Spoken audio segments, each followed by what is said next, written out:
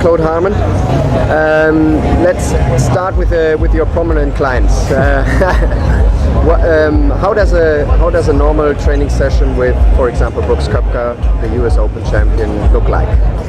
You know, when they're home, I think we probably do more work at home than we do on tour. You know, when we go to tour events, a lot of it is just maintenance, you know, working on a couple of kind of key things, trying not to overload their brain and kind of make sure that they're kind of in play mode. When we're home, you know, we test equipment, you know, we do a lot of, you know, technical work if we're working on something specific.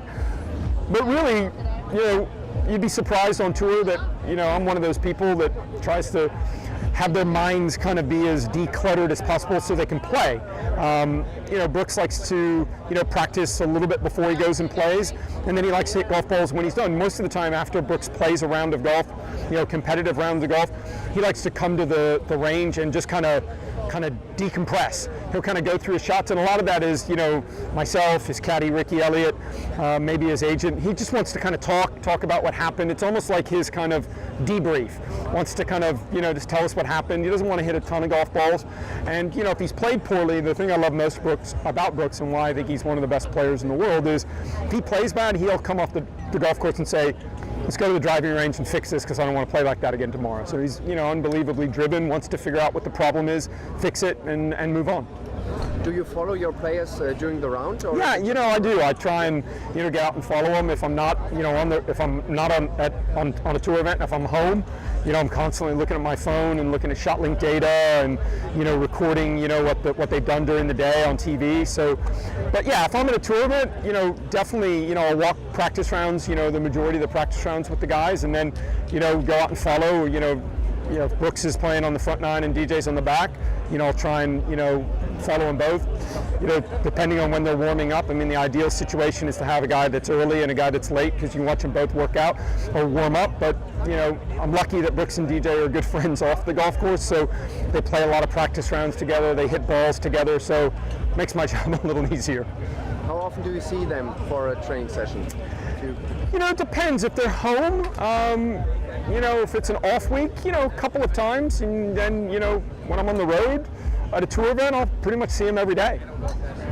Are you training amateurs as well? Yeah, you know, if I'm not traveling on tour, you know, I run our golf school, which is, you know, about 2 hours south of here.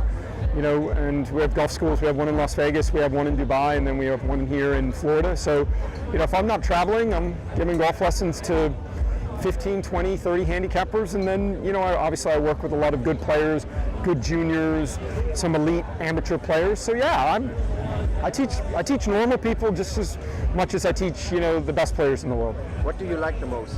Do you like to You know, I don't think I would ever want to stop teaching normal golfers, meaning, you know, non-tour players, because I think, you know, your kind of view of golf would get very, very strange if you were only working with the best players in the world. And, you know, it's fun for me to try, and I got into teaching golf because I wanted to help people and help golfers get better. So, you know, one of the things that, you know, still, you know, is a passion of mine is trying to make something that people think is very difficult, you know, as simple as possible, and watching somebody go, oh, wow, I didn't know I was supposed to do that, or I've never felt that before. So I love that aspect of what I do, for sure.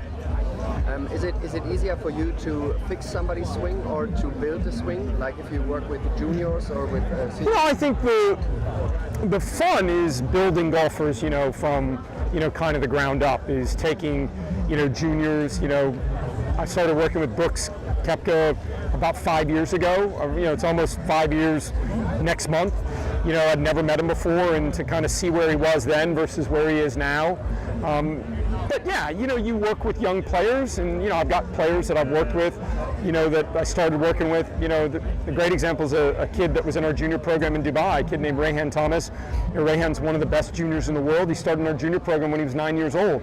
You know, he was this tall and, you know, couldn't touch his toes, and, you know, had no real athletic ability. And to see where he is now, he's going to Oklahoma State University on a full scholarship. To see a 9-year-old kid to a kid that, you know, today, you know, is playing in the Dubai Desert Classic and played a practice round with Rory McIlroy as a 17-year-old. That's pretty cool to watch that kind of transformation and see that kind of journey and be a part of it, for sure.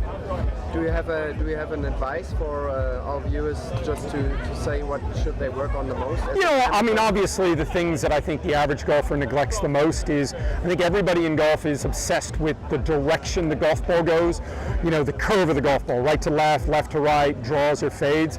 I think the most important thing in golf is the quality of the strike and hitting the golf ball solid. And I think it's the one fundamental thing that the average golfer never really learns how to do consistently.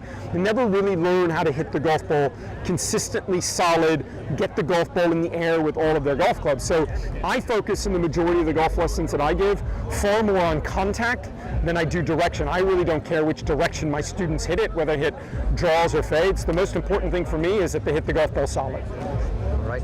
Thank you very much. Thank you. Thank you.